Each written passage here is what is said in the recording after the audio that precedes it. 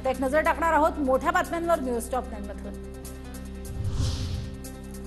सगळे चोरांच्या अधिसूचनेवर 8 लाख हरकतींची छाननी सुरू। संपूर्ण छाननीनंतर अंतिम अधिसूचना प्रसिद्ध करणार मुख्यमंत्र्यांची मराठा आरक्षणासंदर्भातली माहिती।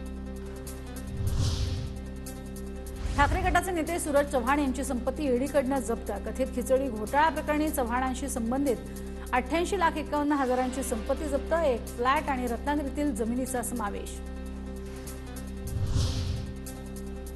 गायिका अनुराधा पौडवाल यांचा भाजपमध्ये पक्षप्रवेश। भाजपमध्ये प्रवेश करणं हे माझं भाग्य, अनुराधा पौडवाल यांची प्रतिक्रिया। वसंत मोरेंनी काँग्रेस आमदार रवींद्र धंगेकरांची घेतली भेट। माझं आणि धंगेकरांचं पुण्यावर खूप प्रेम, वसंत मोरेंची प्रतिक्रिया।